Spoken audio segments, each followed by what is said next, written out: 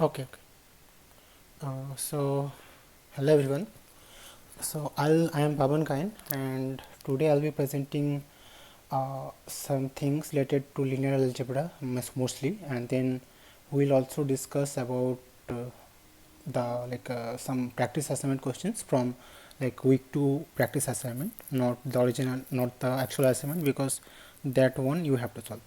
So I'll go through one problem first. So I think you had a question in assignment 1 also, that, and assignment 2 also, that you are given some points, and you have some value, target value, and then you have to find that what is the solution, right?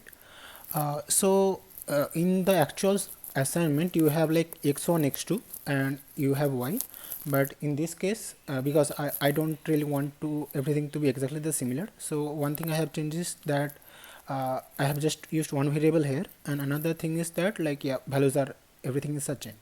So basically what we do during clustering is that suppose these are the points here. So point 5 is this one is x and this one is y. So point 0.5 1.5 and then 1 2 like that. And in clustering what we do is that we have k equal to 3. So and we want the value of y at point x equal to 2.5. So we have to find here where is x equal to 2.5. X equal to 2.5 is here somewhere. Y would be somewhere among this line, right? So to find the value of y here with clustering, we have to find what are the three nearest points here, because k equal to 3. So if you consider what is the nearest points from x, uh, from here to every other points, right? So if you consider here x equal to first point is that x equal to zero point 0.5, and what do you want right now? X equal to 2.5. So what is the distance here? Distance is 2. Why, if you calculate like root over uh, minus 2.5 minus zero point 0.5, so that is root over 2 square, right? Like if you take square distance and then take root over it, so root over 2.5 minus zero point 0.5 whole square. So because we are taking root over of only one value, so the answer will be like the just the value only. So x minus 2.5 minus 0 0.5, so that is 2. Similarly for this also, 1 for 1 the distance is 1.5. For 1.5 the distance is like 1. For 2 distance is 2.5, no, distance is zero point 0.5, and for 3 the distance is like 0.5. So like this is the distance from x equal to 2.5, right? So you have to find that what are the nearest points, nearest points means where the distance is the lowest. So this one is zero point 0.5, so very low distance. This one is zero point 0.5, again low distance. This one is 1. So this is also distance is somewhat lower, I means like lower than these two. So we just need first 3 points, right? The points where the distance is very distance is the lowest. So these three are the lowest points where from point to 2.5. Okay, so if you consider in the graph also, 2.5 is here, and the nearest one are this one and this one and this one, nearest 3. So we have found the neighbors that 1.5 2 and 3 are the neighbors here. So okay, this is something, yeah. So okay, y value is already given. Okay, so in the question also, maybe I can show you there. It is also given in. So basically, are you asking about 1 minute? Are you asking about this y value or like whatever we are calculating here? Okay, so this is basically part of the data set. So this one is the input and this one is the target. So this is kind of your training data. Okay, so this will be given. So I'll show you here.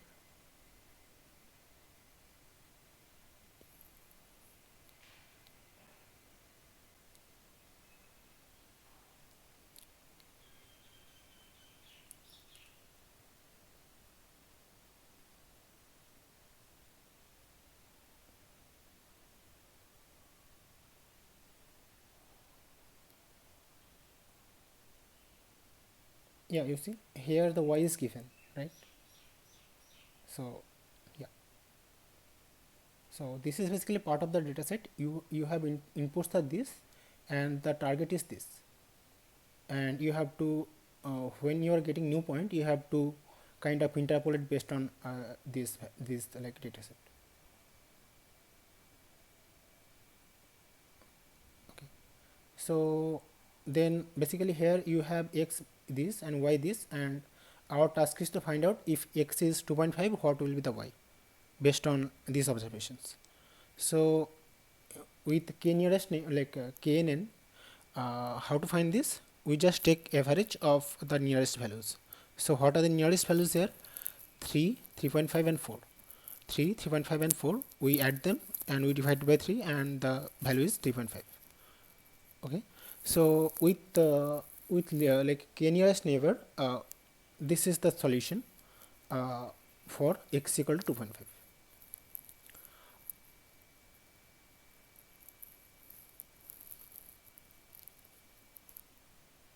No, can you repeat again? X2 minus x1 square.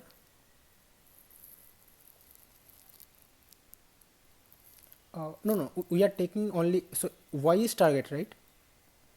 So x is basically your input. So whenever there is like two inputs, then you have to take like kind of root over x2 minus like this one. Suppose let's say we have like 1 1 at one point, right? So in this example, I am only considering one x value, okay? But suppose there are two x value like in this, okay? You have two x values, x1 and x2. In that case, suppose this one is like zero point 0.5, okay? So you have to consider this like this minus this whole square plus this minus this whole square root over of all of them. So that is the thing. Is it clear? Okay, so then we will move to, yeah. Hmm. uh, okay, okay, so okay, I'll explain. So suppose you have some points like 1 1 1 2, sorry 1, yeah, 1 1 1 2, and suppose 2 2, okay? And these are the x values, okay? Not suppose this one is x1 and next one is x2, and you have a new point, suppose 3 3. So how to calculate the values? uh, how to calculate the distance between this and this? You have to take root over of 3 minus 1 whole square. So 3 minus 1 whole square plus again here also 3 minus 1 whole square, 3 minus 1 whole square. Okay, so what is this? 3 minus means 3 minus 1 is 2, 2 whole square is 4, plus 3 minus 1 is 2, 2 whole square is 4, so 4 plus 4 is 8. So you have to take square root of 8. So that is the distance between this point 1 1 and 1 3 3. Similarly for next one, you have to take square root of uh, 3 minus 1 whole square plus 3 minus 2 whole square, and the value will be 3 minus 1 whole square is 4 and 3 minus 2 whole square is 1. So square root of 5. Did you understand this? Is it okay? So basically what I am doing here is that there is like only one point, right? Like one coordinate here for input. So this is different, this is output, this is the target. Here we have x1 and x2, here we have x1 and x2, but here we have like only x1. So what I am doing here is that we are just doing similarly only. So suppose the yeah, so suppose the point is like x1 and I have the points like suppose 1 and 1 2 3. So for simple we are taking the like round values 1 2 3. Okay, 1 2 3. Suppose we have a new point 2.5. How to calculate the distance? Square root of uh, 2.5 minus 1 whole square. Okay, so what that will be? Square root of 2 point okay, that will be 6.25, right?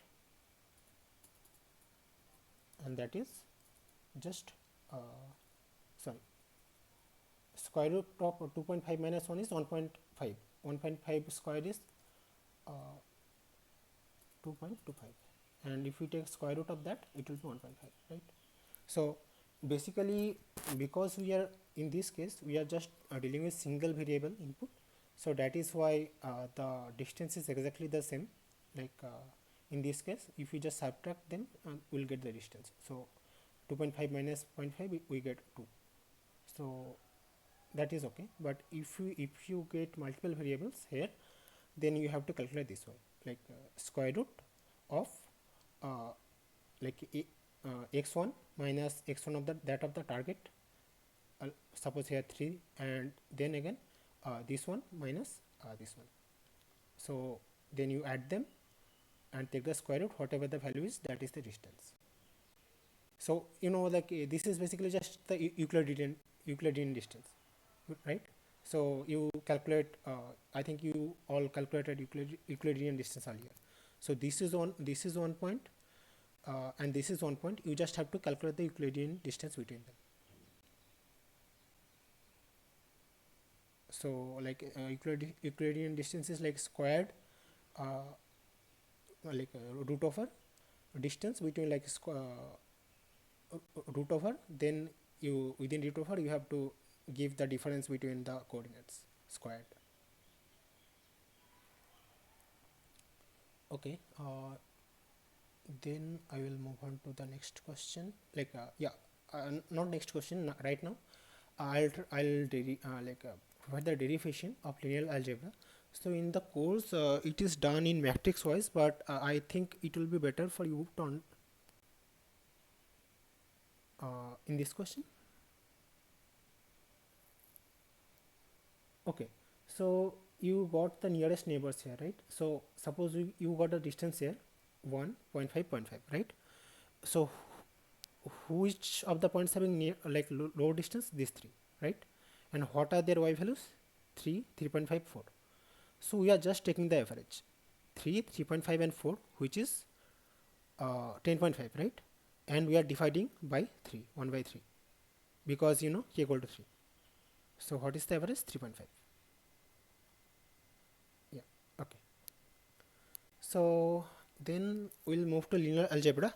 So don't get scared on this. So basically, if you just understand partial derivative, you will be able to understand this. So basically, this is actually long, but basically I have made some extra steps, so it is like more easy to understand.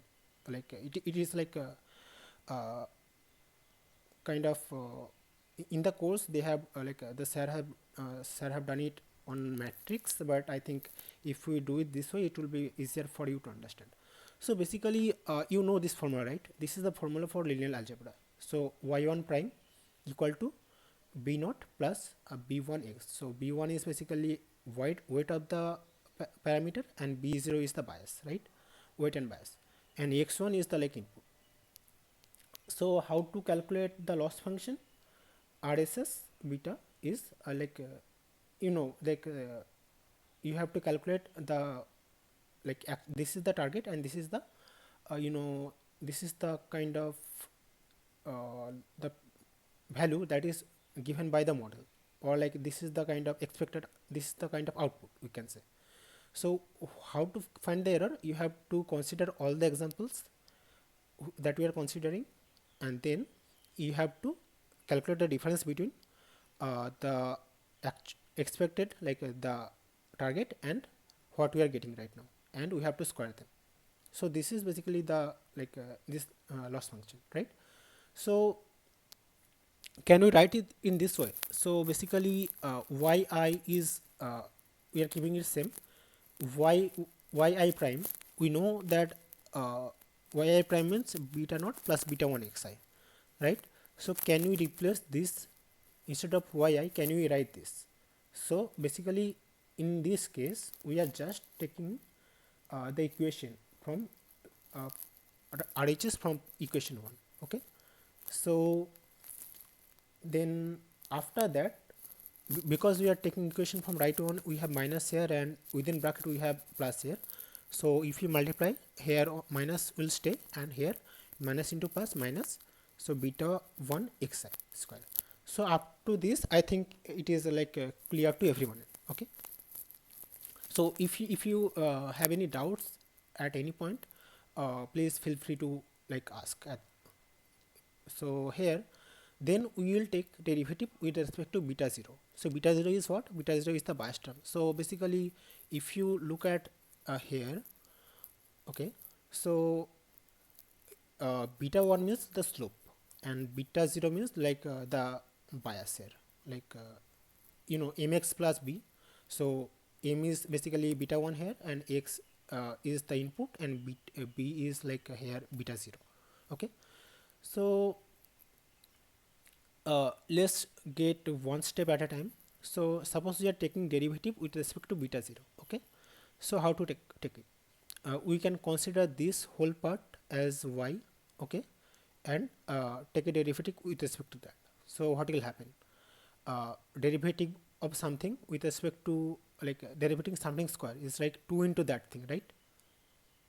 So here basically suppose you consider this as something and we have a square. So if you take derivative with respect to that, it will be 2 before, like here, and then the whole thing. So this is just the same as this one. Okay, and because we haven't took the derivative with RSS is basically the loss function. Okay, so this is the kind of a, we want to minimize this error, this value we want to minimize, so that like data is fitting properly. So we have to find beta values in such a way that uh, this is minimum. So kind of so you know the full form is residual sum of square. Okay, so residual means here this one is like target, and this one is what we are getting, right? So that means this we call residual, the difference between the target and like current, the target and output. And sum of square, it is clear, we are taking the square and we are summing it, adding it. So residual sum of square, that is the loss function here. So yeah, so here like we are taking the derivative here, and we are just keeping it as it is. And because we haven't really took derivative of this, so we have to again take derivative with respect to derivative with respect to everything here, right? So how to take derivative of yi with respect to beta 0? So they are not dependent, right? So derivative is 0. Derivative of minus beta 0 with respect to beta 0, what is this? That is just minus 1. Okay, because uh, beta 0 with respect to beta 0 is 1, and beta 0 minus beta 0 with respect to beta 0 is minus 1. And then beta 1 x1, this is also not dependent upon beta 0, so that will be 0. So whatever we getting here, what are the like derivative we are getting here? Only minus 1. Okay, so if we just multiply this and this, we have minus 2 and we have this. So this is just nothing here.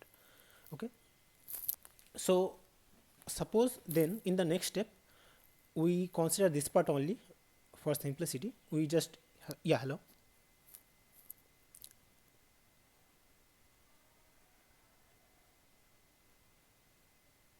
Okay, so you understand why it is minus 1 here, right? So basically we took derivative with respect to this, the whole thing, right? So basically we consider this whole thing as okay, we consider this whole thing as x, and we took derivative with respect to that. Okay, then we got 2 into x, suppose this one, but this isn't really the x, right? This is a combination of many things, so we have to take derivative with respect to this also, right? So you know this is like derivative, you I think you learned in school also. So whenever you are taking derivative, and you are when there are complex equation involved, you generally take derivative with respect to the whole thing, then after that you multiply that with the like parts, derivative with parts, right? So we have taken derivative with the whole thing. Okay, then we have to take derivative with respect to this. Then if you take derivative with the yi with respect to beta 0, because is not dependent on beta 0, the derivative is 0. Because beta 0 is dependent upon beta 0, so dx of dx of dx, like that is 1, right? So because like beta 0, and this is also beta 0, and here we have negative, so that is negative 1. And then we have like here beta 1, which is not dependent upon beta 0, so this is 0 only. So among all three, only one thing has a non-zero value, which is beta 0, and that value is minus 1. So in here we are just basically multiplying it. Okay, minus 1 into 2, that is minus 2.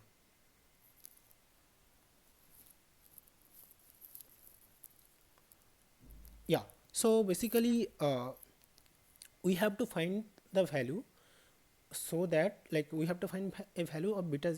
So basically what we want to do is that this is the loss function, and when is the loss function minimum? The loss function is minimum when derivative of loss function is equal to 0. So that is why we have equated it to 0, because we want to find beta 0 and beta 1 in such a way that such that like it is kind of the RSS beta value is the minimum, this one. Okay,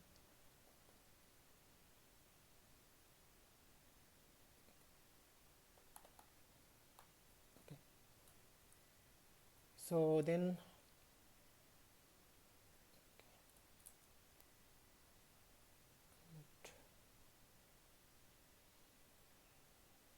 okay, then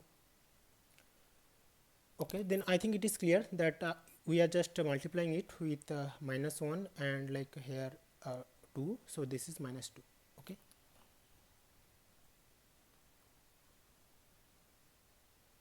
yeah.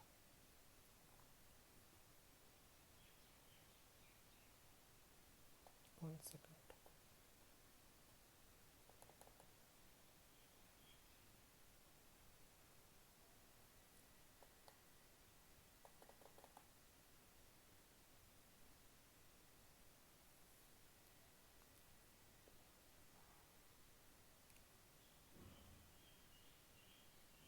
Yeah. So I think up till this it is clear. So my 2 into minus 1 is like minus 2, and rest we are keeping exactly the same. Okay, so then we'll just focus on this part only. Okay, so here what is this? So basically minus 2, we are moving into this side. Okay, so that we can do, right? So here minus 2 into something, if we move to RHS, it will be like divided, right? So you have this, we are breaking this summation of I equal to 1 to n yi, this is there, then this summation of this one and summation of this one, just breaking this away. So I think up to this also it is clear, this one. So there was an equation, we have just moved the minus 2 here, and we are just breaking the summation part. Okay, then uh, yeah, can we, so here we have 0, and in the LHS we have this. Okay, so can we move this also in the RHS, and this also in the RHS? So here uh, suppose here this has minus, right? So if it goes that side, it will be plus, and if here here plus is there, so there it will be minus. Okay, So minus of summation over beta 0 is equal to minus this plus this, right? But if we take not the minus, if we take the positive only, it will be opposite, positive of y1 and negative of like x1. Is it clear to everyone? So if at any point you are like not understanding, please let me know. So just like tell me the equation number and then I'll try to elaborate it. So okay, so what does I equal to 1 to n into beta 0 mean? So you know, beta 0 is the bias, right? So no matter what is the here, in this case, suppose in this equation, doesn't matter how many xi you take, beta 0 is always the same, right? So it will be if we take summation about 1 to n of beta 0, it will be like n times beta 0, right? Because it doesn't change depending upon the input. So that is why it just means n into beta 0 equal to like the same, we have kept it the same, then beta 0 equal to this thing by n, right? So this is basically we are just dividing the both the values by n. So here we are dividing a summation of yi divided by n minus summation of beta 1 into xi uh, divided by n. Okay, so what is this? So if we take all the values and divided if we take all the values, add them and divided by n, so that means average, right? So that means average of y minus beta 1 is there, and if we take average of all x and divide by n is the number of elements, so that is that also means like average of x, right? So this is a derivation of beta 0, y average of y minus beta 1 into average of x. So is it clear to everyone? I'll just wait for a few minutes so that if it is unclear to anyone, they can ask at any point in the equation. If anything is unclear, please let me know.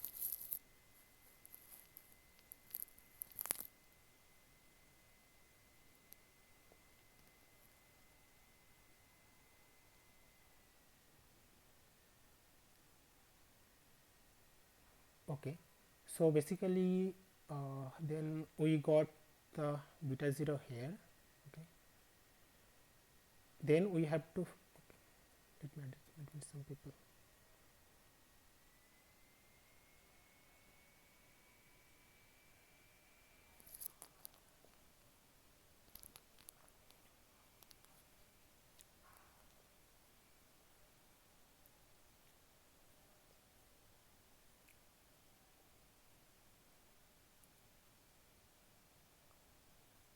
So whoever newly joined right now, we are discussing how to take derivative with respect to beta 0. So this is the derivation, and if you don't understand at any point, please let me know. I'll wait for 2-3 minutes for you to raise any question.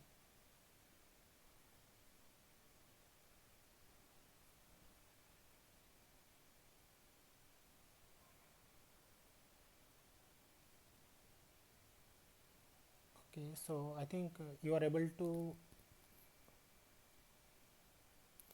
So yeah.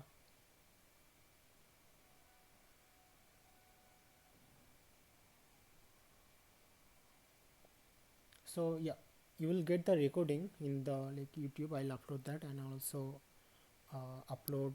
Yeah.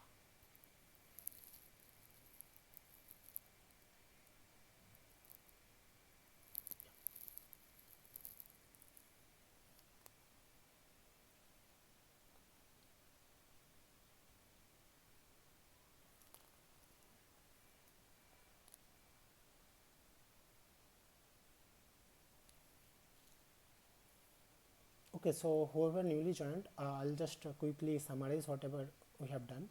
So basically, in this example, we have some x value and we have some y value, and we have to kind of a we have to do a regression, linear regression with k equal to 3. Okay, so what we did, we just calculated the distance between x, like all the points there, and with respect to x between and the current point. Okay, which is 2.5. And if we take the Euclidean distance is 2 here, 1.5, 1, 0.5, 0.5. So in KNN, what we have to do is that we have to find 3 points where the distance is the lowest. So the lowest points are there. Okay, so we are just taking y values of these 3.54, and we are just taking the average. So this is kind of one third of 3.54, which is one third of 10.5, which is 3.5. Okay, and then in the derivation we have just took the y, this is the kind of equation of linear regression, and this is the loss function, and in here we have just replaced the y value with this equation. Okay, so just this. Then after that we have multiplied minus into here and minus into plus, which is minus. So this is the our loss function, which will kind of perform derivation. So at first we are derivating with respect to beta 0. Beta 0 is the bias term. So basically here this is something, suppose this is y and this is square. So if we take derivative with respect to y square, it will be 2 into y. Okay, 2 into y, and then we have to take derivative with respect to all the values here, right? So derivative with respect to beta naught for yi is 0. Derivative of minus beta 0 with respect to beta 0 is minus 1, and derivative of this with respect to beta 0 is 0. So we have to multiply with minus 1 only. So we are multiplying with minus 2 into minus 1 is minus 2. Okay, then we are there is multiplication, so we are just sending it to RHS, which is division. Okay, and then we are just breaking the summation part here, because everything is summation.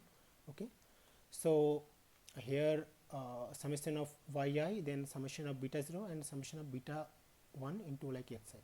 So here again we are just moving these two equations, that part, and this is coming to this. Okay, and then beta 0 is common, right? So here this is not dependent upon I, right? Beta 0 is same for I equal to 1, I equal to I equal to 3.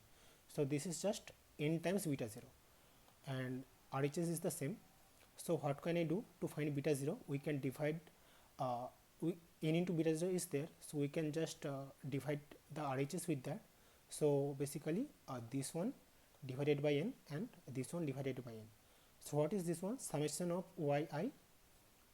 So we are taking all the yi and adding them, and we are dividing that by n. So that is just the average, right? Average of y. So that is written here, and then beta 1 we take outside, and then summation of all the x divided by n.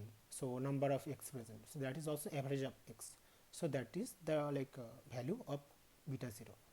So the value of beta 0 is kind of dependent upon beta 1, right? So we have to find beta 1 first, then we can calculate beta 0. So at first we have to calculate beta 1, then we have to take the average of y and average of x, and if we just put it in this equation, you will get the value of beta 0. So that is what we have discussed so far. So if you have any questions, you can ask.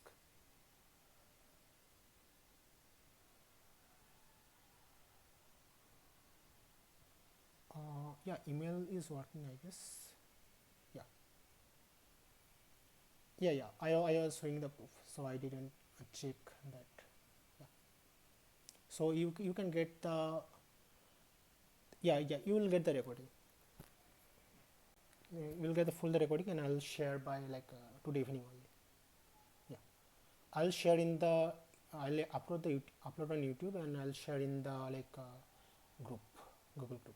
So last week also I shared the YouTube link. So like that only I'll share.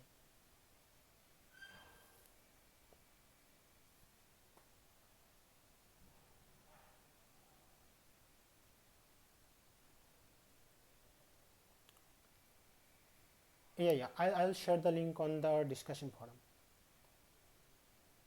Yeah.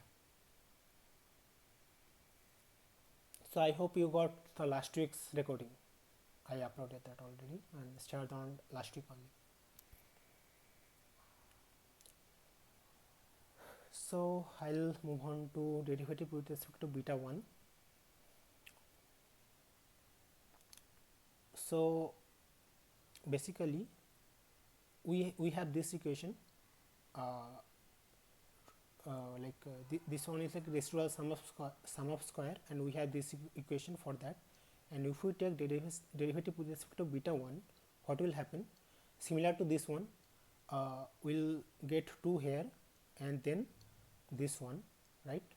Then after that we have to take derivative with respect to beta 1 for every of these values, y1 like yi beta 0 and beta 1 xi. Okay, so yi is not dependent upon beta 1, right? So the derivative will be 0. Beta 0 is again not dependent upon beta 1 in here, so this is again 0. And beta 1 xi, this is dependent upon beta 1, right? So if we take derivative with respect to this, what will be the value? Minus xi. Okay, yeah. So if we take this, if you just x minus is the this is minus 1 into xi, so this is scalar, we can just take it outside. Okay, so this is minus 2 into xi into like this value, okay, equal to 0. So then we can just move the minus 2 or cancel the minus 2, because if we it is a multiplication here, and if we bring that to the RHS, it will be 0 divided by minus 2, right? So this will be 0 only. So the ultimate equation is that this one, okay, equal to 0. So then we have to somehow find the value of beta 1 from this equation. Okay, so how can you do this? Okay, so we know in previously beta 0 equal to average of y minus beta 1 x. So basically here only we have solved that, right? Beta not equal to this one, beta 0 equal to this one. So here we have this equation, and we are just replacing beta 0 with this value that we got from the previous derivation. Okay, so xi we have there, yi is there. We, instead of beta 0, we are writing y average of y, and here minus, and here also there is minus, so minus minus plus beta 1 x bar, and then we have just this one, right? So I guess this should be like very clear here. Then after that what we are doing is that we are trying to divide this two part. So we are trying to divide this part and this part separately by just then take the sum of them. So what can we do?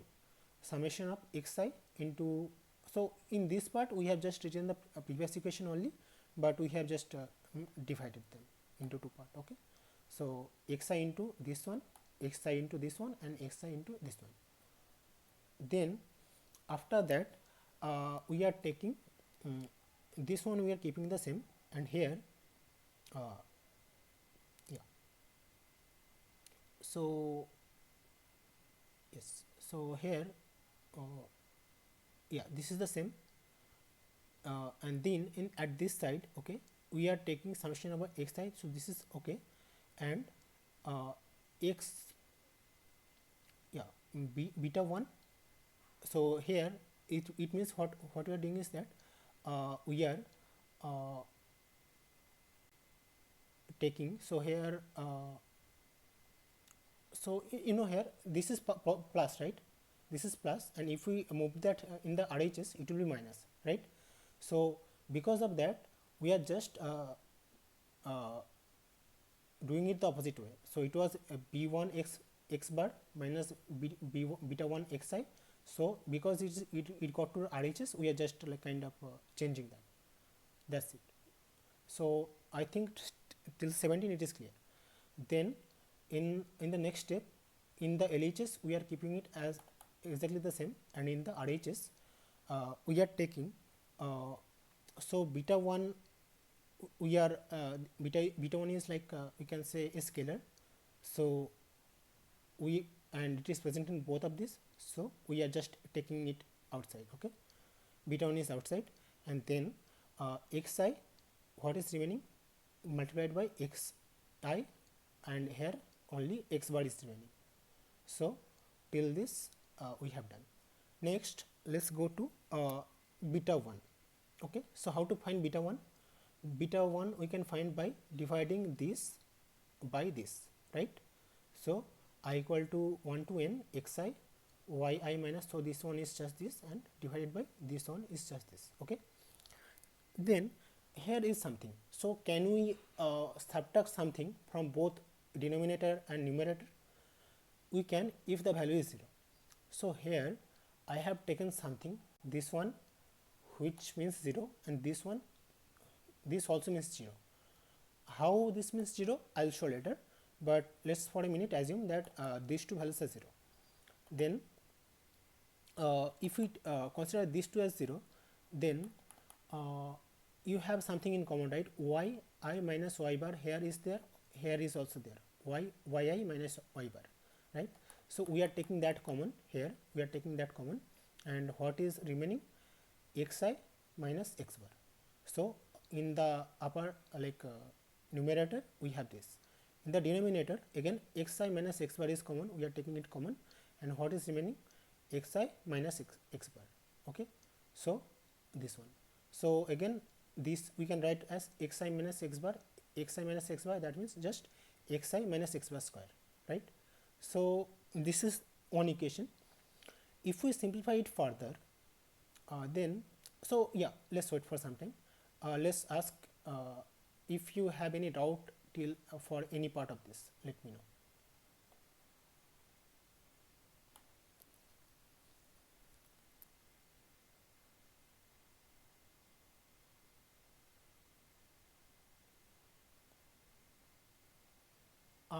Yeah, so basically that is the thing. Derivation is to for you to understand like why this is important, but ultimately we are getting the value of beta 0, right? And we will also get the value of beta 1, and by these values you can solve the assignments. Ultimately these two, like these two equations, if you can memorize, then maybe you can solve that, but again like it is better if you understand. Yeah, so beta 0 is there and beta 1 value is there, so you can solve the assignments by these two values only, but it will be I wanted to show that how this equation comes. Yeah, so yeah, I'll solve an assignment, like not an assignment problem, but I'll show an how to calculate beta 0 and beta 1 with example.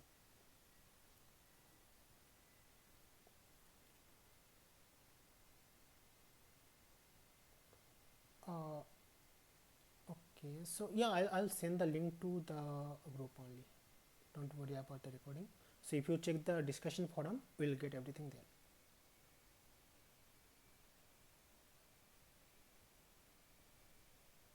Yeah, I'll show. So this is the beta 1 value. Okay, this one.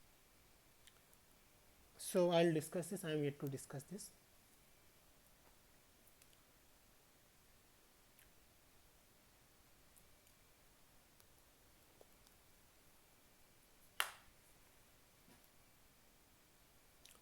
Okay, then I'll move on to simplify it further. So this is the equation we have got till now. So yeah, so can we do one thing, can we multiply them? So in the next step what we are doing is that xi yi we are multiplying, xi into minus y bar multiplying, this is this multiplying, this is multiplying. Okay, so after that we are getting this, and the denominator, this is in the form of a minus b whole square, right? So then we are just the a minus 2ab plus b square. So I think this part is clear. Then in the next step we are just doing nothing, but we are this is the summation of everything, so we are just taking the summation outside. So summation of this minus summation of this minus summation of this plus summation of this, we are just taking it differently. Okay, same for numerator also. Okay, then here we have this, we are unable to simplify this one, so we are keeping it same, n into xi y bar. Okay, so forget y bar. What does it mean? That we are taking uh, sum of every xi that is present, right? So that means n into x bar. So you know x bar means, like, x bar means average of x. That means uh, summation of everything by n. Okay, so if we take nx, that means like summation of everything, not the by n, right? So this is nx bar. Similarly here also, this is also we are taking summation of every y. Okay, so x is already there, x bar is already there, and here we get average of y into n, and here we already have x bar y bar. So if we multiply add that by for n times, it will be n into x bar y bar, right? And in the denominator, this we are not able to simplify, we are keeping it exactly as it is. Here x by x bar is there. Okay, and xi, if we kind of add it for n times, it will be n into x bar. Okay, so minus 2 is already there. For this part we are getting n into x bar, and for this part we have x bar. So what is this? 2 into n and x bar into x bar, which is x bar whole square. Okay, and then there x bar whole square for n times, so that is just n into x bar whole square. Okay, so I hope this is clear. So in the next part we are keeping it exactly the same, and here you know a minus n x bar y bar plus n x bar y bar, so this is cancelled and we just have this part. Okay, and in the denominator we have this, and minus 2n x bar whole square and plus n x whole square. Okay, so minus 2 and here plus 1, so we just have minus 1 into this one. Okay, so this is the equation of finding beta 1. Okay, and if we try to simplify it further, we can multiply it by n on top also, on bottom also. So if we multiply this part into n, so this will be n into something, and if we multiply this into n, so it will be n into x bar y bar. So what is this? Suppose n into x is summation of all x I, right? So that is, we can write in the, like, x bar is this minus x bar means like average of x is summation of all the x divided by n, right? So nx is summation of everything, all the x, right? So n x bar we can write it as this, and n into y bar we can write it as summation of y I. Okay, and similarly for below also, if we are multiplying it by n, so this is remaining the same, and here n into x bar, and so we are multiplying it again by n, so n square into x bar whole square. So we can say that as n into x bar whole square, so that is summation of all x I whole square. So if you apply this equation, you should be able to solve the problem. Okay, so okay, so next I'll show that in this part I have taken minus something, minus here, and from numerator as well as denominator we have taken something minus, and I told that that value is 0. So we have to prove that, yeah, they are 0. Okay, so here here we have in the numerator you have subtracted this value. Okay, so if we just multiply x bar into this one, so this, and x bar into y bar this. Okay, so x bar is not dependent upon I, so we can take it outside, and then we take summation over this, and then this. Okay, so this is like, again, this is not dependent upon x bar, this is not dependent upon I, so we can take this outside, x bar y bar into summation of I equal to 1 to n. So that is I equal to 1 and n, so this is just n. Okay, so n into x bar y bar, and here again we are taking summation of everything from every y, all the y that is available, so that is just n into y bar. So if we this is like n into x bar y bar, n into x bar y bar, so if we subtract them, it is 0. So numerator is fine, denominator uh, x bar into xi minus x bar. So x bar is not dependent upon I, so you can take it outside and here. So x, so basically if we take summation of all xi, that means n into x bar, and if you take summation of all x bar also, like that is just n into x bar, so that is also x bar into 0 minus 0, so that is 0.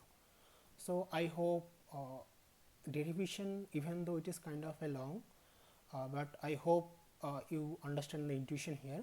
So from the derivation we have got two values, for one for beta 0, how to calculate beta 0 with this equation, beta 0 equal to average of y minus beta 1 into average of x, and then for beta 1 we have to calculate this. For beta 1 we have to calculate this to find. Okay, so I'll try to solve an example. I have prepared an example, but if you have any question till now, you can ask. Otherwise I'll move on to the example next. Yeah, yeah, hello. Yeah, I'll share the record. Yeah, so I'll share the recording in the Google group. Okay, discussion forum, have you joined there? Yeah, yeah, so they are at 0. Okay, so I have shown the proof at the end, they are 0. How to solve week 1 assignment question 5, 6 and 9. So I am not really allowed to tell you that. Okay, so I am but I can discuss the topics. So here, this is like beta 0, beta 1, so this is kind of multiple variables. So I will show an example how to solve it on beta 0 and beta 1 xi, that I will show. So based on that you can try to do it on based on beta 2 x2 also. Okay, so just it is similar. So uh, 6 I think I have shown. Okay, 6 with k nearest neighbor I have shown with one variable. So in my example I have shown x1, there was no x2. In this case you have x2, but you have to kind of just find the Euclidean distance. Okay, so I have you calculate the Euclidean distance between one point, like only x1. We have to do it based on x1 and x2, but I'll share the video. So I think you will be able to solve this assignment if you follow it properly. And then what is the problem? Ninth. Yeah, ninth is also like the same as sixth, right? So in here, so in this example, in the first example, uh, what I am showing is, yeah,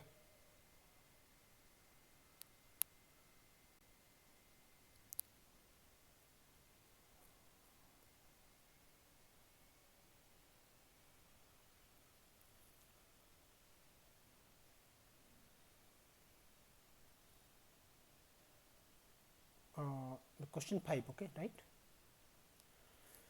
Okay, so maybe can I show you an example? Then I think it will be more clear. Then you can ask if you have any question. So I'll show an example. Yeah, yeah. So yeah, I'll show it in few minutes. Okay, so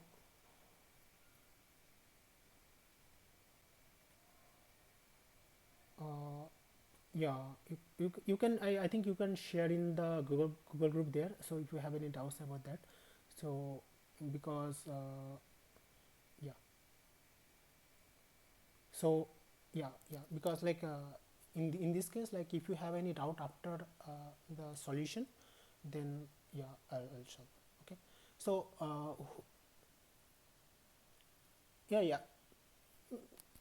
yeah, yeah, within this class only. So after some time, yeah, yeah. So someone was asking about a question about the clustering, right? So in this case, we are taking the, this is regression. We are taking the values where distance is lowest, okay, and we are taking the average. But when we will do classification, suppose the level is 1 1 2 2 2, okay, 2 2 1, okay. Then in case of clustering, uh, we'll take the nearest 3 points and see which level is the most occurring. So suppose this is 2, this is 2, this is 1. So 2 is occurring two times and 1 is occurring one times. So in that case, like 2 will be the answer in case of regression with KNN. Okay. So yeah, I'll then go to the next example how to solve this. So again, I will not be solving the like two variable one, because that is in the assignment and I should not present something that is like very closely related to the assignment. But if you understand this, you should be able to solve this. So yeah, so we can solve it in two ways, like two equations. One is we can use this equation, okay. We can also use this equation, okay. So I'll for beta 1 I'll solve it by both equation, and you can choose whatever is easier for you and whatever is you think should be easy to calculate. So this is the equation, okay, for beta 1. How to so we have to calculate many things. First, x bar we can calculate by taking average of all the values. What are the values? 0.51 1.523, okay. So we are taking everything, we are adding them 8, and we are dividing by a number of values. So there are 5 inputs there.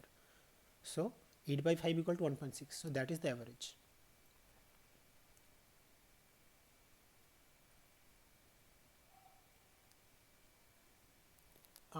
Okay, I'll share the group link, okay. I think many are not aware about this.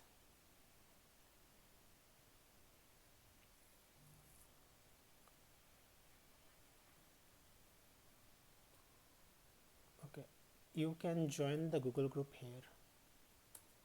So everything we discuss, any resource we share here, okay, for every week.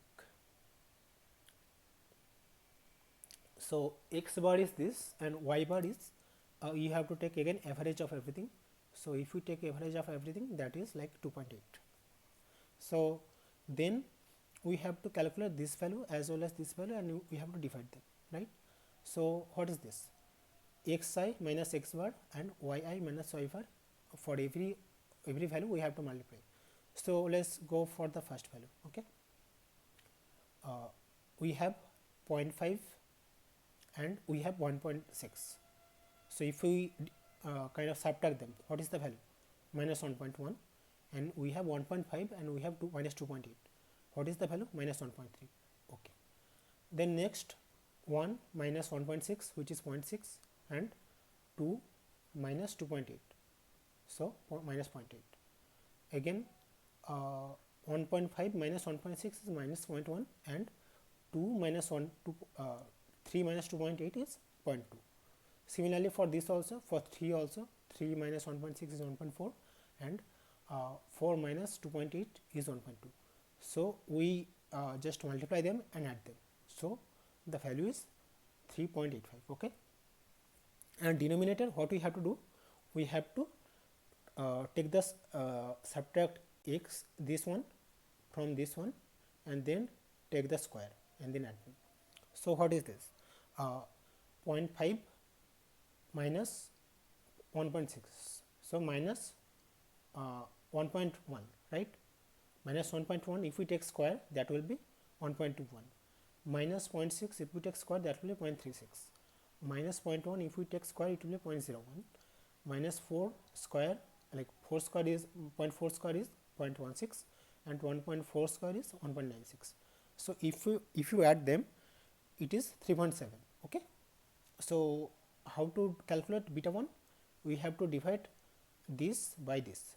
So 3.85, what is present here, and 3.7 is the value of this. We have to divide, so value comes to be 1.0405. So this is one method of calculating this. So if you have any confusion regarding this this calculation, please let me know. So this is the input, this is the output, and this is the calculation. So here I have used one variable only, but in the assignment there are two variables for x1 x2. Otherwise the method is the same.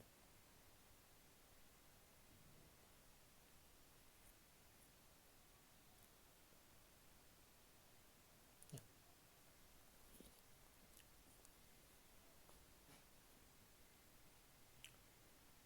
So this is one method. I'll go to the next method. So next method means just the other equation. So this one was the other equation.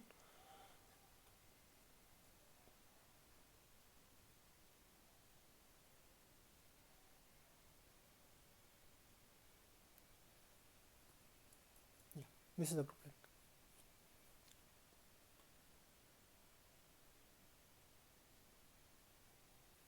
Yeah, I'll share by today only, maybe like within 6 p.m. in the group you'll get. Let me do one thing. Let me share the channel also for quick.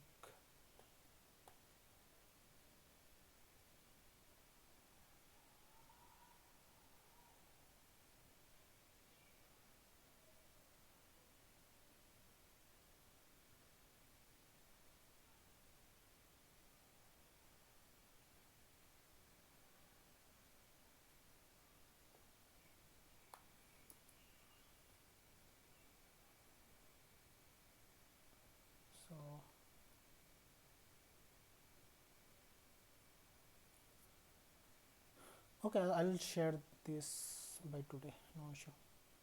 Yeah. So let's move on to the next method. So this one is another equation that we got after simplifying further. So we have to calculate multiple things. Summation of xi yi.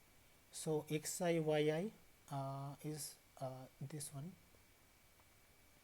So xi y means 0.15 into 1.5 plus 1 into 2 plus 1.5 into 3 plus 2 into 3.5 plus 3 into 4. Okay. So summation of that we have to take. Yeah. So if we add them, it is 26.25. Okay. Then summation of xi. So that is also we have to take summation of every x value. 0.5 plus 1 plus 1.5 1.5 plus 2 plus 3. So that is 8. Okay. Then you have to calculate sum of all y values. 1.5 plus 2 plus 3 plus 3.5 plus 4. So that is 16. Okay. So that is 14. That's 14. And then finally you have to calculate this one, summation of xi square. Okay. So for that you have to calculate again you go to the table, you have to calculate 0.5 square plus 1 square plus 1.5 square plus 2 square plus 3 square. Okay. And if you do that, the value is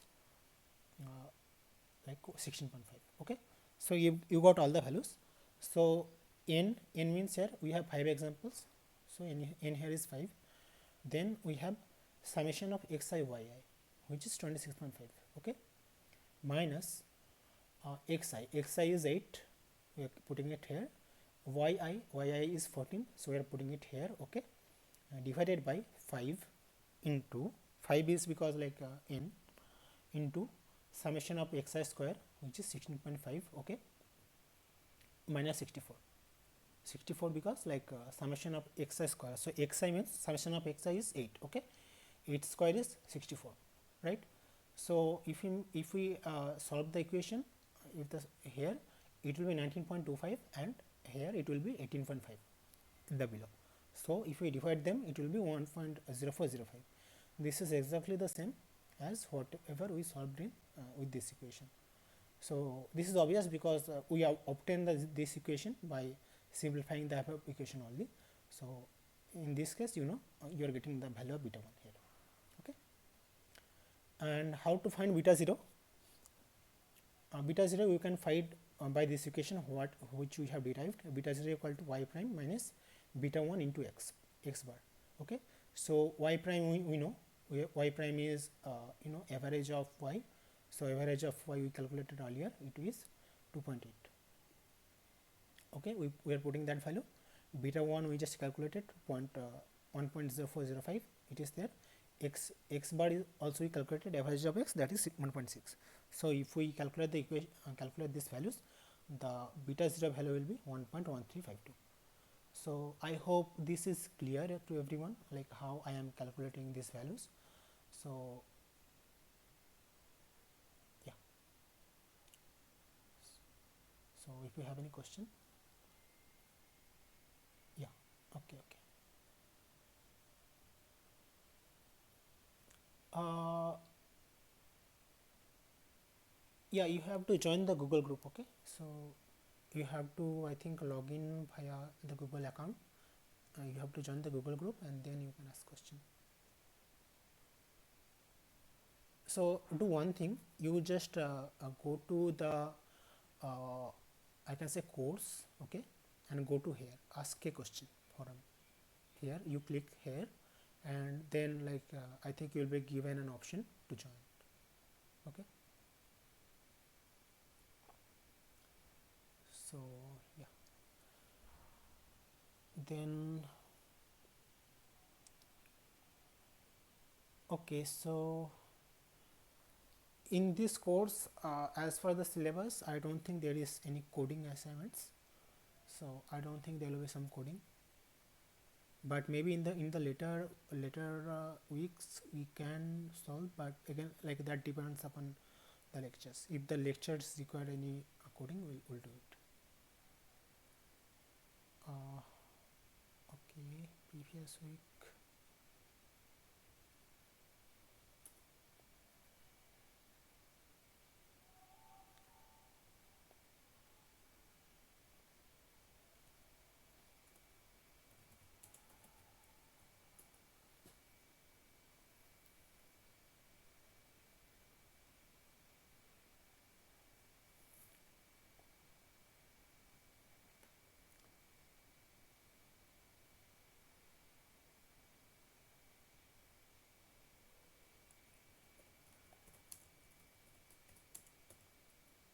So previous week link is there.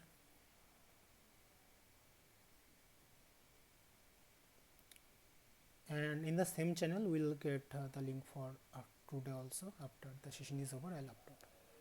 So yeah, and then like we have found how to calculate beta 1 and beta 0. Say then how to calculate y, right? So y is beta 0 plus beta 1x. So in this example, we have found the values of beta 0, beta 1 from these values, and for a new value like 2.5, we have to find the value of y. Okay, so if we put the values in the formula, beta 0 is this one, 1.1352, plus beta 1 is this one, we are putting this here. And what do we want to know? We want to know the value of x equal to 2.5. so for x we are just putting the value of 2.5. so if we simplify the value, we'll get 3.73645. so this is the solution. So in the assignments, yeah, in the assignment you have to do exactly the same, but only difference is that values will be different. And I have calculated the distances with maybe here, instead of like say beta 0, beta 1, you will also have to calculate a beta 2 exactly the same way. So so here I am giving the value of x. So for in when there are two variables for x, for beta 1 we have to give the first value, and for beta 2 you have to give the second value. Okay, so that is the only difference. And like similarly you have to do for beta 0. So I hope this is clear to all.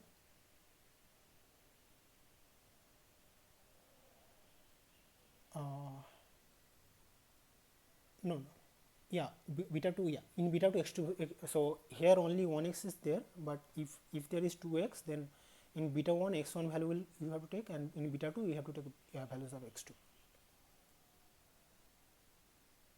Yeah,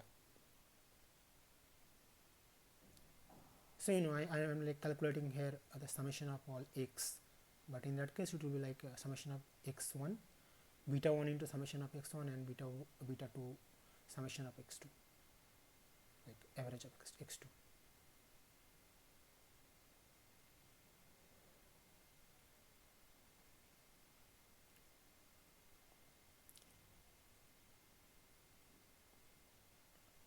Yeah, so uh, for beta naught it will be like y bar minus beta 1 x bar, okay, minus beta 2 into, like it will be like x1, right? Because if we take two values of x, this will be x1 bar, okay, y prime minus beta 1 x1 bar minus beta 2 into x2 bar. Yeah, so whatever the values of x, like you have to subtract from y bar.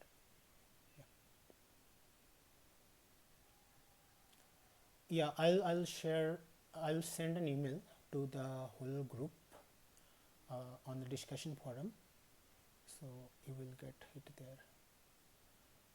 Let me do.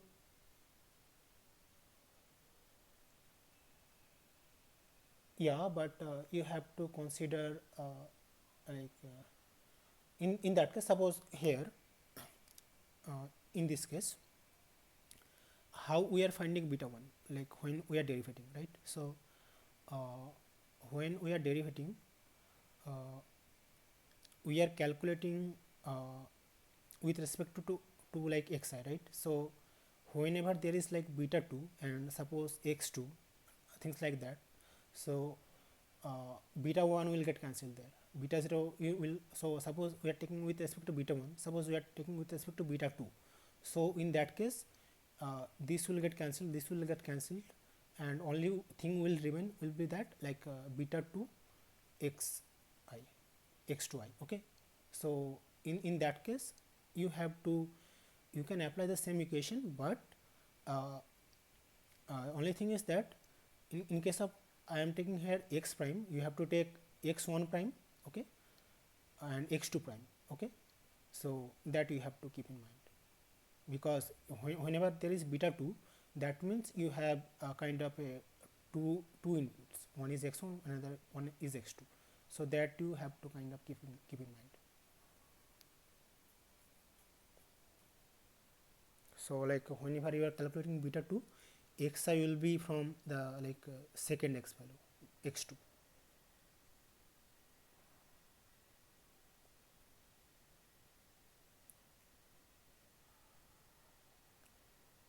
Okay, so this is about the problem solving for the assignments. Then I will discuss some things about the practice questions. Let me know if you have any question still for, yeah, I'll share the PDF link in the Google group. Please join the Google group, because all the important discussion take place there about the course.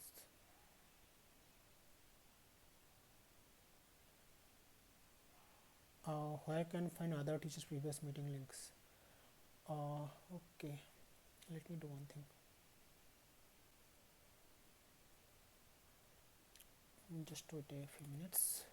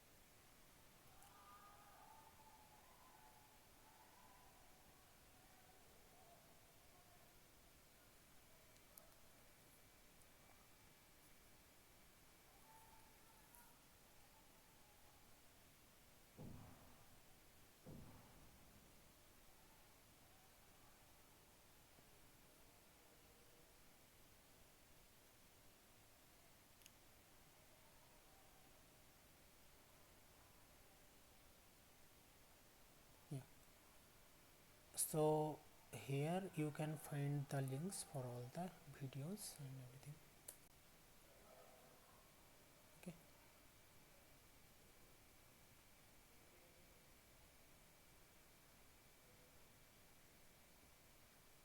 Okay. Yeah. Okay, I'm checking it, but I can uh, confusion matrix, true positive, true negative, and false positive, false negative, and these are the things that are present in confusion matrix. So I'll not really uh, discuss this related problem, but I'll give you a hint. So here, like, okay.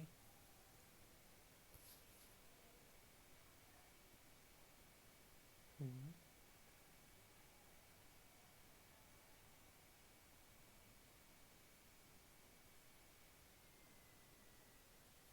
Okay. So row denotes true class. So that means here you can say this means uh, class 1.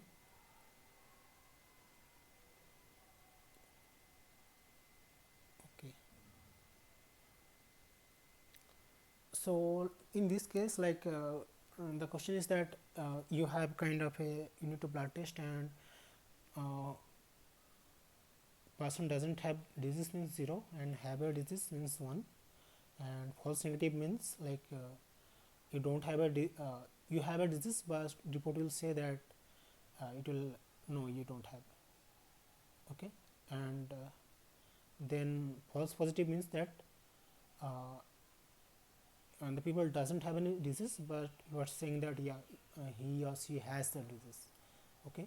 So the thing is that here in the uh, cost matrix, so row here denotes the true class. Okay. So true class means actually having the disease. So suppose this means 1, this means 0, that person actually has the disease, and this means suppose 1, this means 0 for not having the disease. So like, which is predicted by the classification. So you have to kind of solve this on your own, but the main, I think the main hint is there only. So if you focus on this, that row is denoting the true class, that person is actually having the disease, and column is defining that this is the prediction given by the model, and based on that you try to solve the equation, like solve the solution.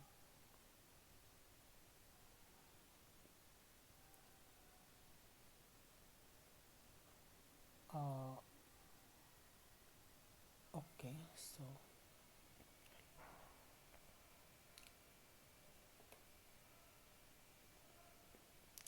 suppose you have a let me think of an example.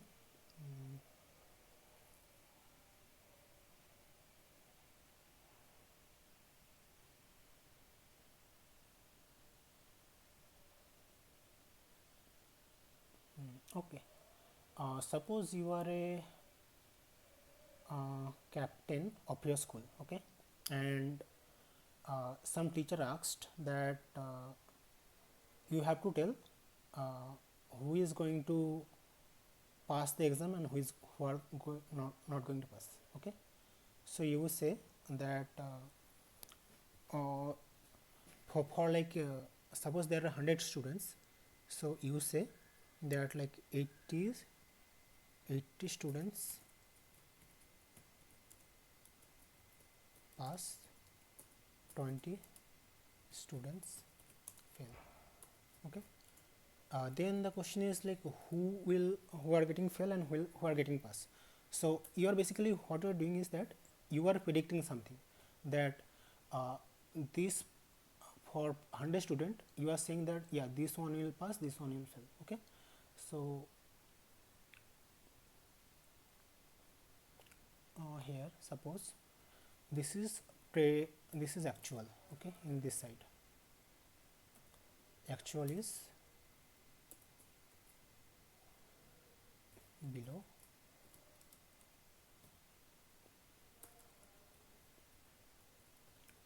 prediction is on right.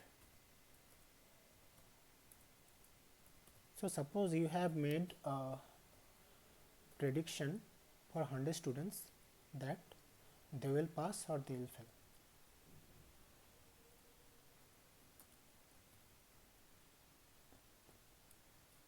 So suppose out of 100 students, you have told for maybe 60 students, you told that they will pass and they actually passed. So this is, you told pass, they will pass and they actually pass. So that is 60. Then there are suppose 50 students, you told that they will pass but they actually failed. Okay. Then there are kind of another suppose 20 student, you told they will fail but they actually passed. Okay. And then you have how many, five student who you told that they will fail and they actually failed. So this is called true positive.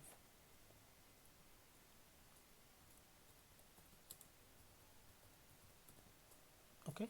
So true positive means that you told it will be pass means suppose true, it will be true and it was actually true. Okay.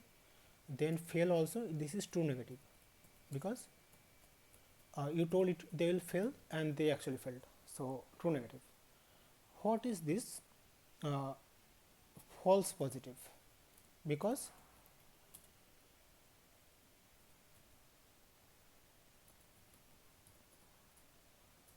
they actually failed but you told that they will pass, so you told it is positive but your statement was false that they will pass, right? So that is why it is false positive. And then this is false negative, that which one, no, this one, no, so here actual is below, so this one is actual, okay, not this one, this one is actual pass. Okay, sorry, yeah, you're right, so yeah, yeah. Okay, so if the actual is here, actual is below, and uh, yeah, this will be false negative.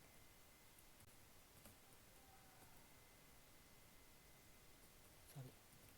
Yeah, so basically here the person actually passed but you told he will fail. Okay, so you told negative that yeah he will fail but your statement was false, so that is why it is false negative.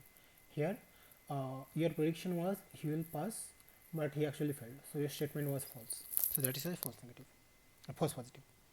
So here you have given that statement that like rho denotes true class.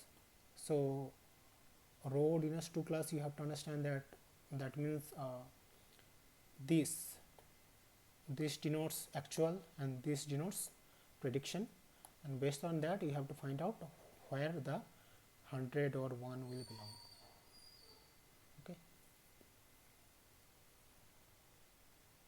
and they have given like the numbers here.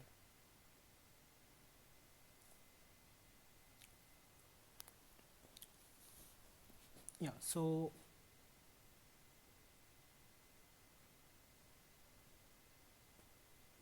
yeah, so here it means that if you say that patient doesn't have a particular disease, false negative means like this one, false negative this one, suppose okay, if you say this one, then it is very serious. Okay, like a person has a disease and you are saying that you don't have a disease and that person will not do treatment, right?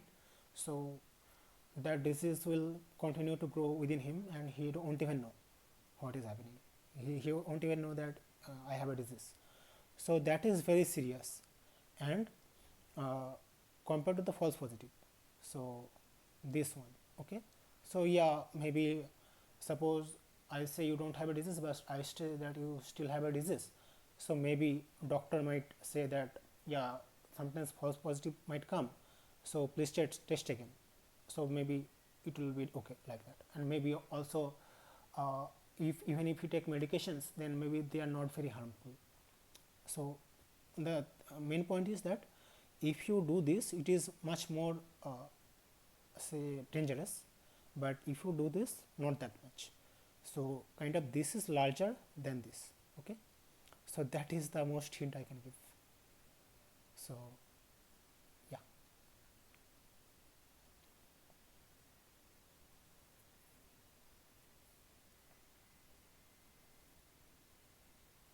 So like 101 are not given here, but they are here to kind of show that 100 means it is more dangerous or more severe, and 1 means it is less severe kind of thing.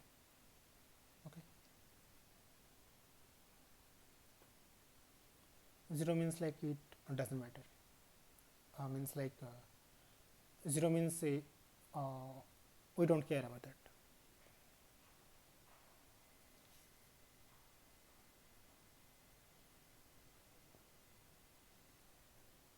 So 0 means not dangerous at all.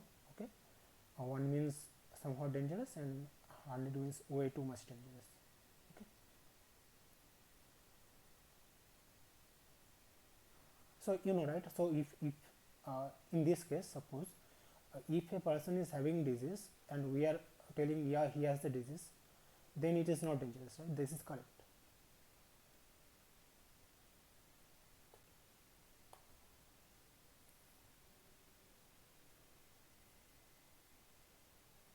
WhatsApp group,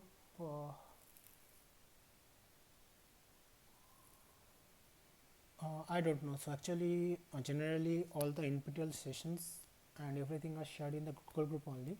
So I don't know if it is feasible to make an official group actually. So unofficial I don't know, but official WhatsApp group it is not possible for me at least to create on my own, because we already have a group on Google group.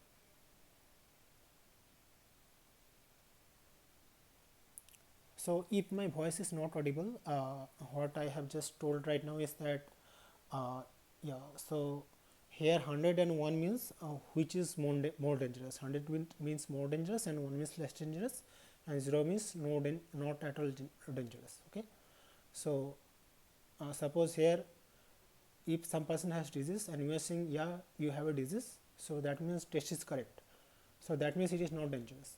And again, if a person has disease and test is uh, uh, saying, yeah, you have a disease, so even in that case, like it is not dangerous because our result is correct.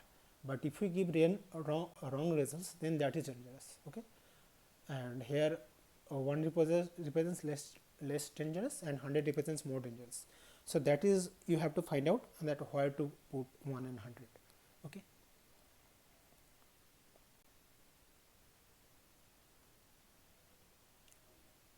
yeah.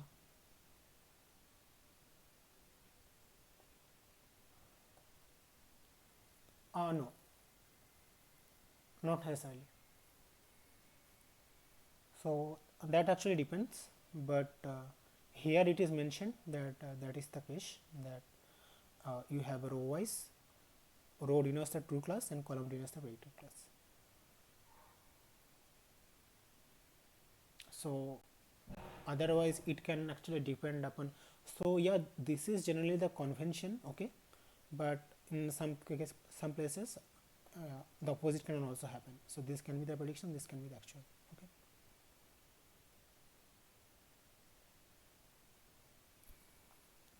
so unless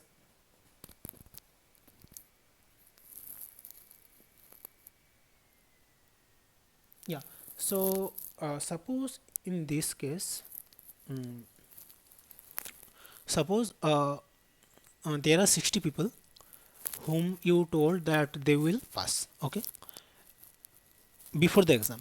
Okay, and after the exam they passed. So you are positive that they will pass, and your statement is true, that after exam they passed.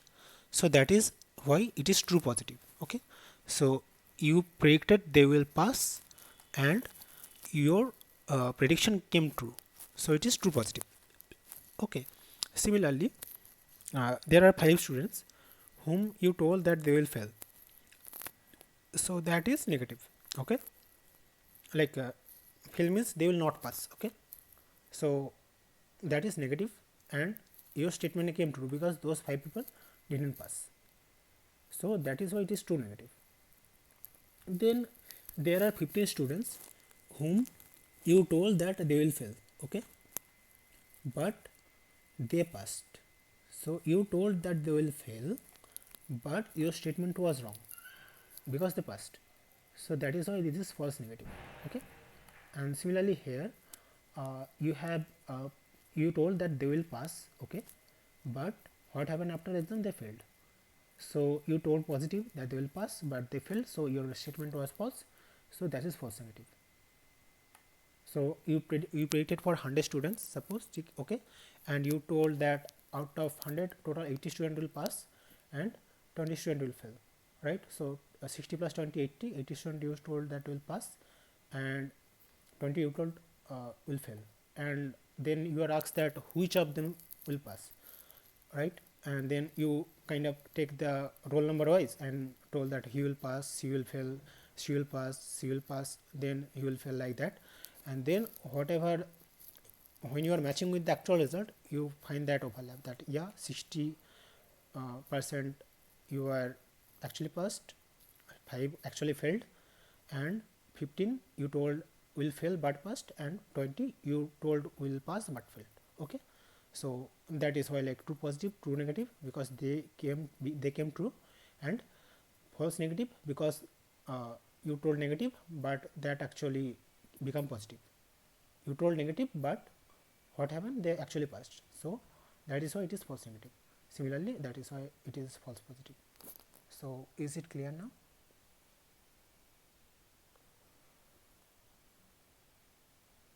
uh,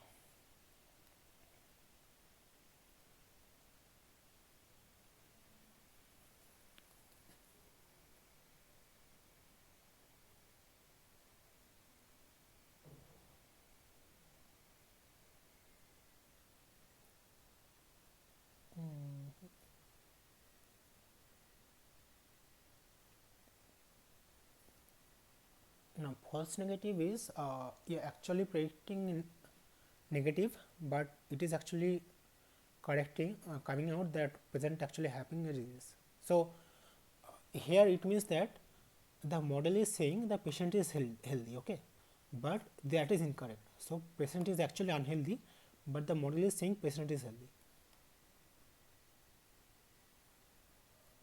So healthy means doesn't have a disease. Model is saying the patient is not having any disease, but actually he is having a disease.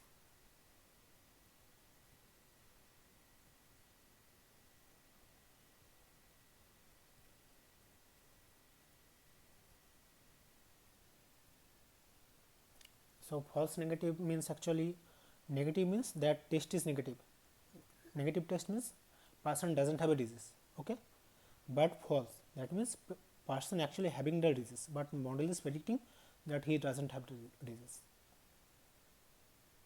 Okay.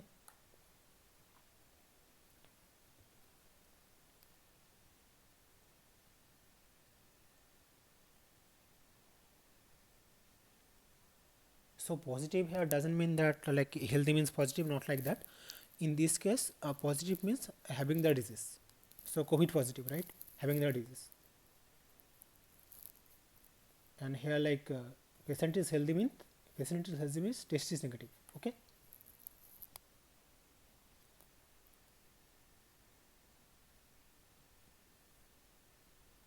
So any more questions? So,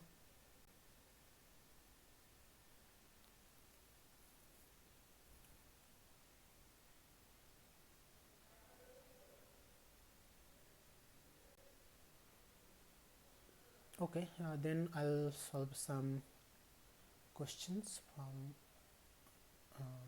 practice assignment of week 2. So let A be a matrix of m into n dimension, and matrix A transpose has eigenvector of x with eigenvalue b. Then you have to find the eigenvalue of ATA. Okay, so we have this given. Suppose 8A, 8 transpose we have given, and we have said that eigenvector is x and eigenvalue is b. Okay, so what does that mean? So if we multiply this matrix with an eigenvector, this will be equal to eigenvalue into eigenvector, right? So this is given. Suppose we are multiplying both side by 80. We can do, right, both side we can multiply anywhere. So we are multiplying this both side by 80. Then we can apply commutative property, right? So with matrix multiplication.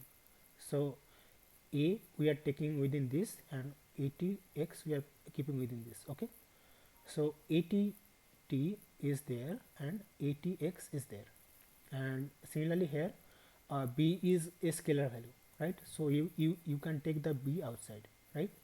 So in this case, this one is the, you know, 80 80a. Okay, this one is the matrix that we needed, this one is the eigenvector, this one is the eigenvector, and this one b is the eigenvalue. Okay, so the correct answer is, so here the options are wrong. Okay, but here uh, ATX will be the correct value. Then next, let a square matrix is there, because you know n cross n is the dimension, and all the elements are non-negative, and some of the elements in every row is 1. Okay, yeah.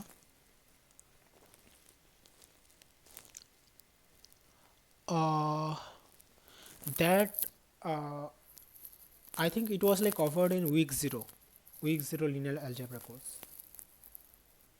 So in the week 1 to assignment it is not there this kind of question, but it is there in the week 2 practice assignment.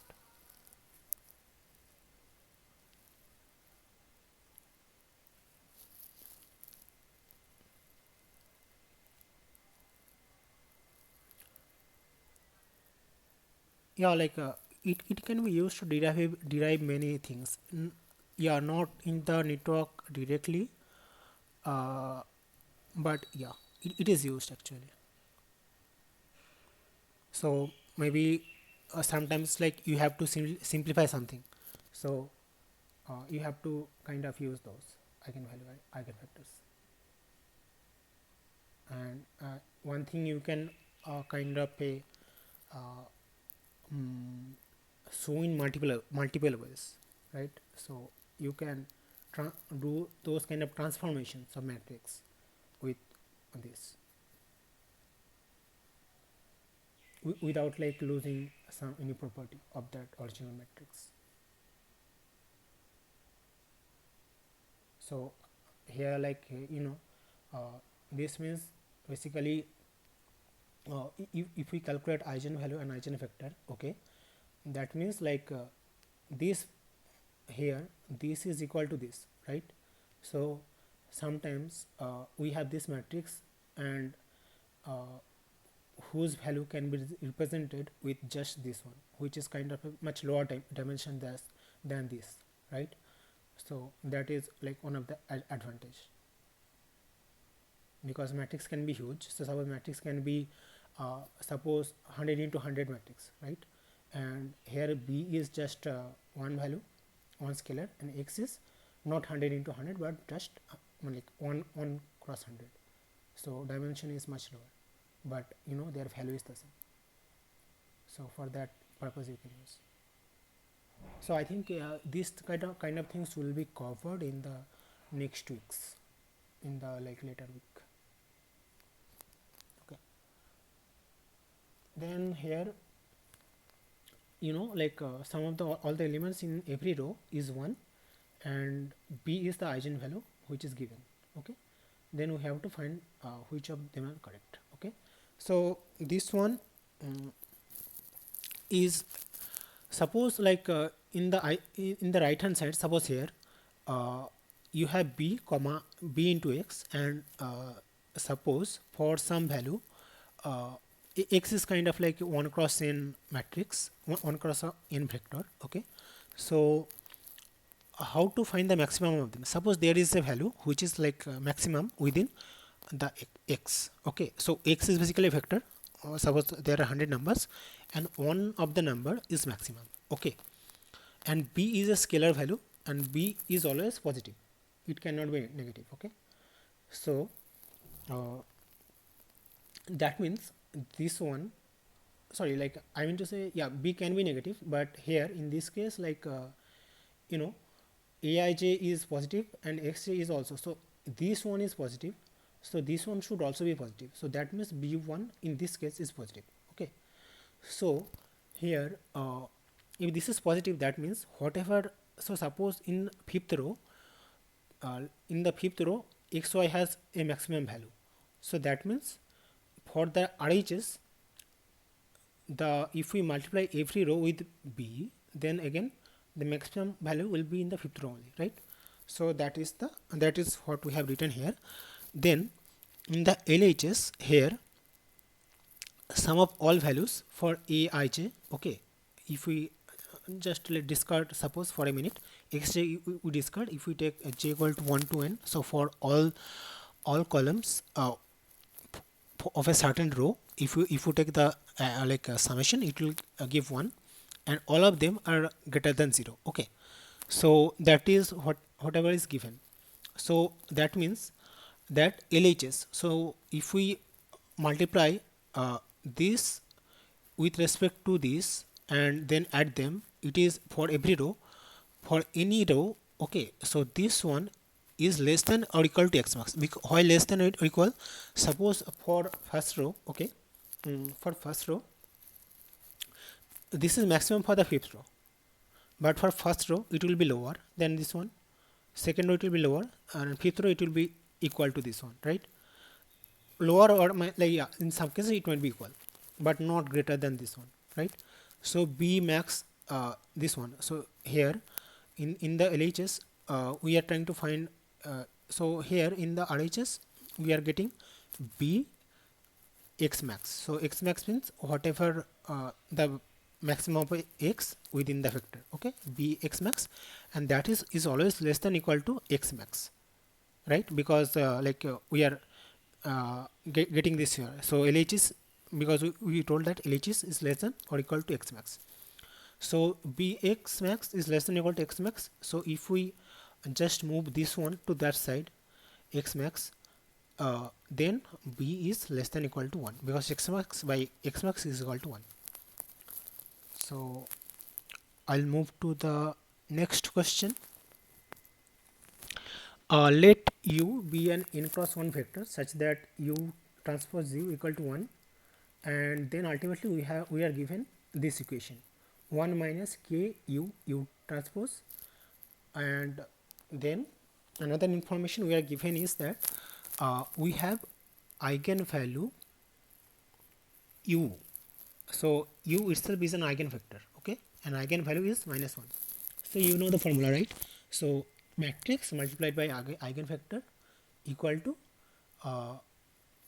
the eigenvalue, which is -1, into the eigenvector minus u. Okay, so in the next step what we are doing, we are just multiplying it here.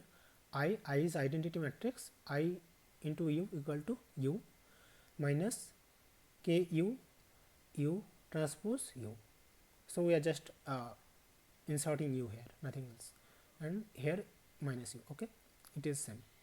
Then what we are doing is that minus here minus u, we are just bringing it here, so minus here become plus u, and here also plus u, so plus 2u, and here minus ku, and u transpose u is 1, right? So ku into 1 equal to 1 equal to 0. So ku equal to 2u, right? If we take this here, ku equal to 2u, so k equal to 2. So again, I hope this is clear. So every information is given, you have to somehow rearrange it here. Okay, So this one, the row space of A, so you have a matrix, and the question is that if the row space of A is same as column space of A transpose, so what happens when we transpose the matrix? The rows becomes columns and columns become rows, right? So in that case, uh, it will be exactly the same. The row space of A will be same as the column space of AT. But again, if we transpose the matrix, does the rows and columns get interchanged, right? So row space of A will not be exactly the same as row space of A transpose, because what where the rows of A, it is currently a column. Okay. Then next, I will discuss these two points together. So the non-zero eigenvalues of A transpose T are same as non-zero eigenvalues of A transpose A. So in the first question, we have seen that for this one we are getting the eigenvector of A transpose T. Okay. So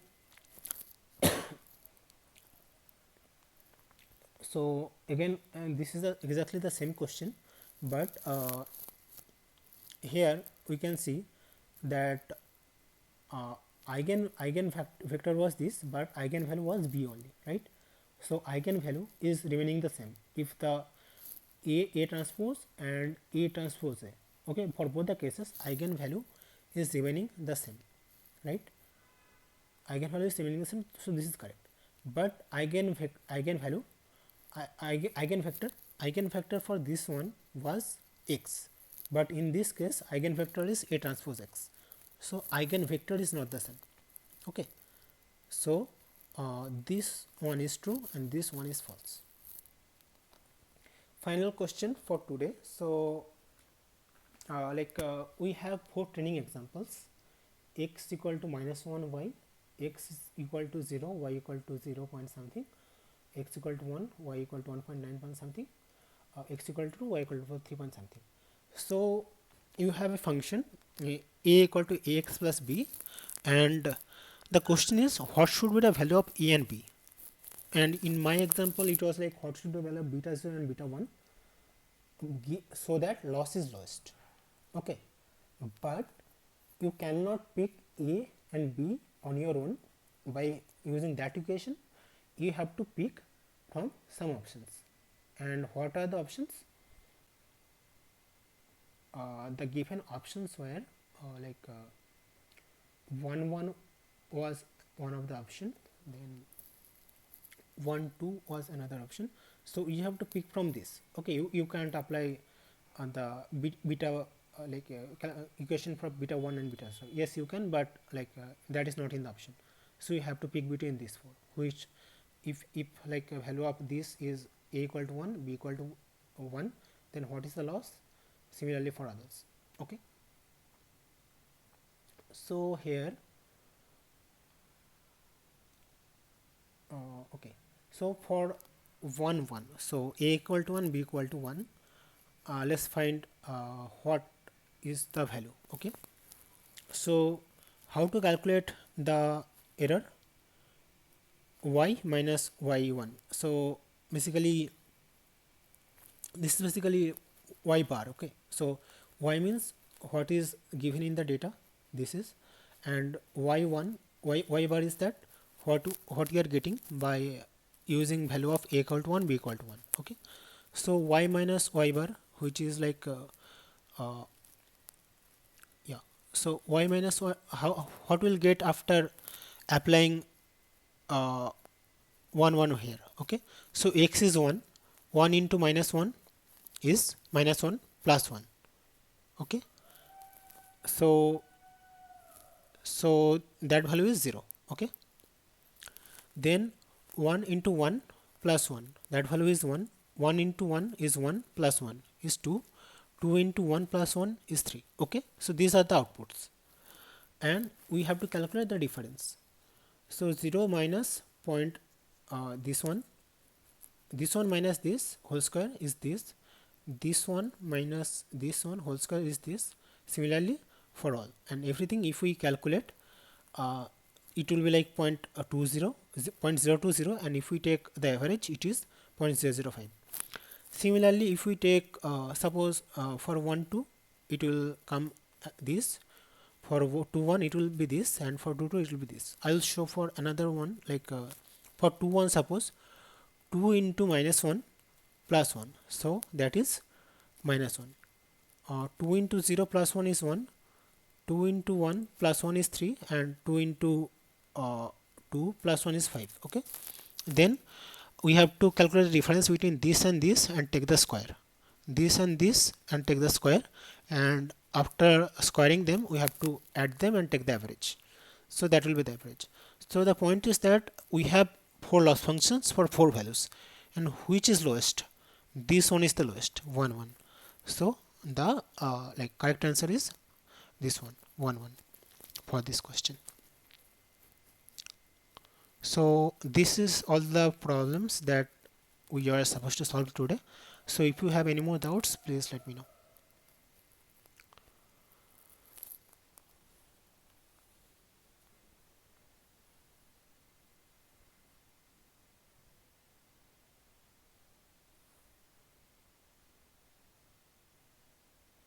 Yeah.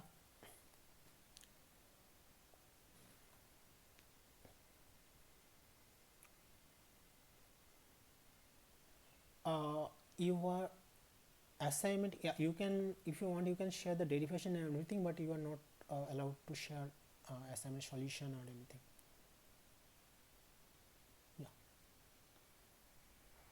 Yeah, yeah, derivation you can share. You can share now, maybe like that will be quick discussion, we can discuss here only. Yeah, you can share.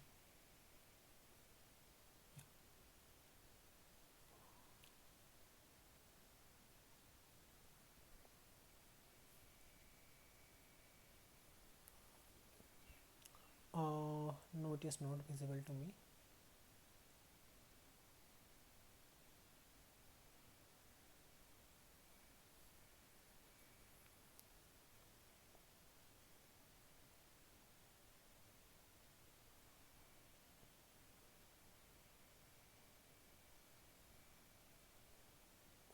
Still not visible.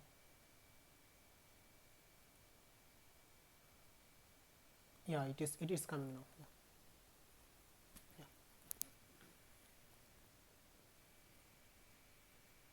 Yeah. Can you zoom it a little bit? Yeah.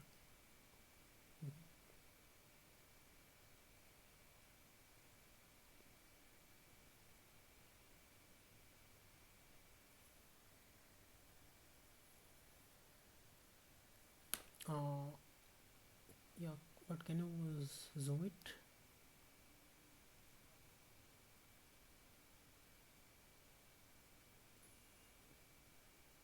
Yeah, it is visible now.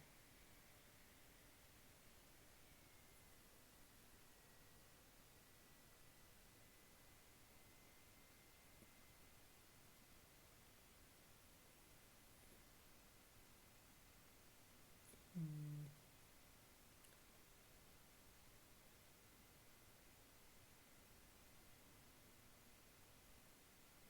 so x1 x2 you are taking the, okay,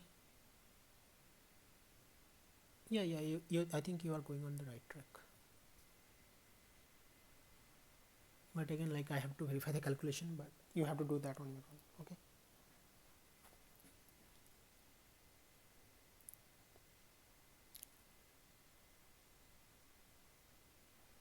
Hmm.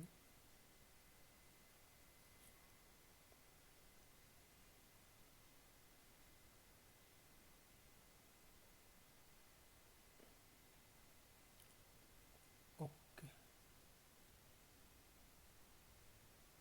Yeah, you can share. So let's do one thing.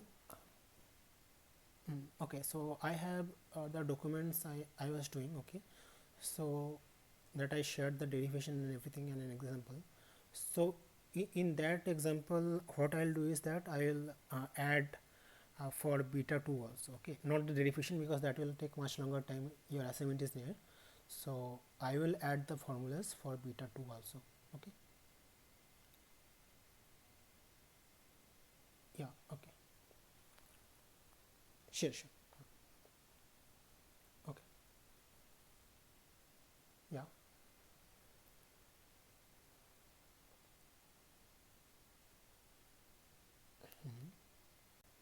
Yeah.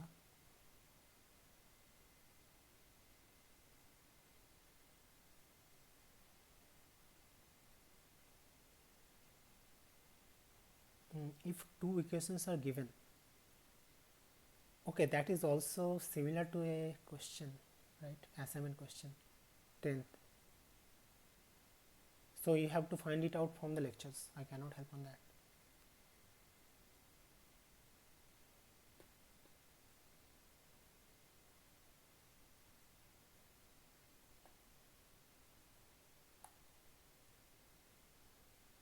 So generally, more parameter means higher chances of overfitting because model is more capable. That I can say.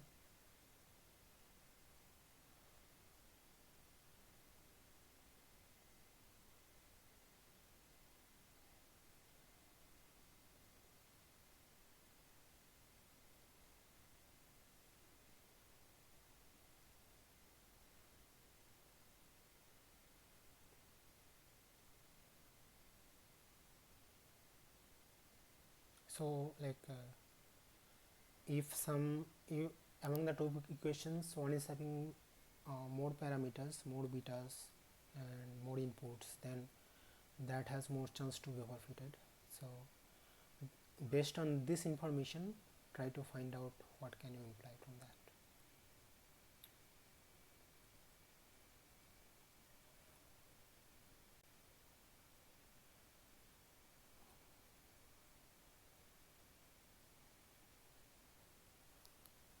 Yeah, so again, like in first one, suppose you have three parameters like beta 0, beta 1, beta 2, right? And in second one you have beta 0, beta 1, beta 2, and beta 3. And x1 x2 is also like input is your 2 only, like x1 x2, but model parameters is higher in the second case. So that means model is more capable, right, to kind of uh, map the function. Yeah. So okay, then I will discussion forum. Yeah.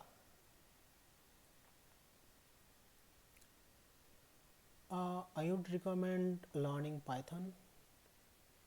That really like depends upon person to person, but generally if you use Python, if you have any doubts, you will get someone online to kind of clear your doubts, because everybody right now uses Python only. I'll share the link to the discussion forum. So some people told that you cannot really join the discussion forum. So in that case, join the like in NPTL's that online courses.nptl.ac.in, and then there is a like option called ask a question. Click there, and then there you will get all the instruction. Okay, I'll share the PPT. Okay, I'll share the link to the folder, and in that folder I'll upload everything. Okay.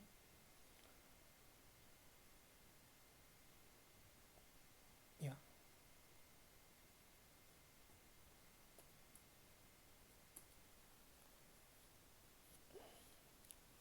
Hmm. Yeah. Right.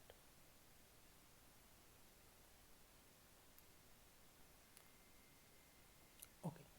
So the question is not really about that. So it is about asking that uh, suppose you can uh, run 5 kilometer. Okay. Can you run 10 kilometer? Maybe, maybe not. But suppose another person runs 10 kilometer every day. Can he run 5 kilometer? Yes. So it is about that only, that if overfitting happens there, can overfitting happen here, like that. So it is more about capability of a model, what can it do.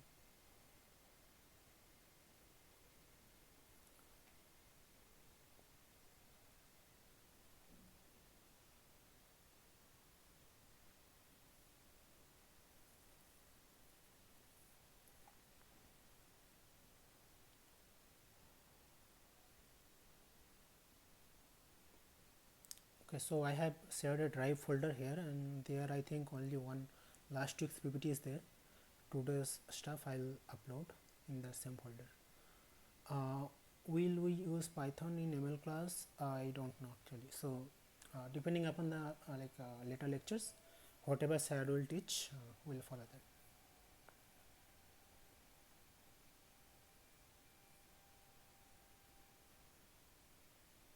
So basically this course is mainly meant for like basic understanding of the main principles of ML.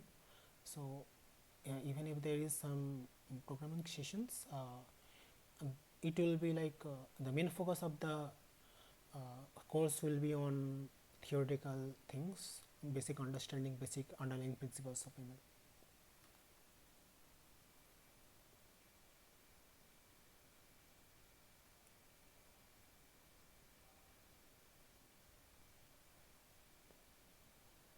Yeah, tutorial session. Okay, I have shared a link, I think. Yeah,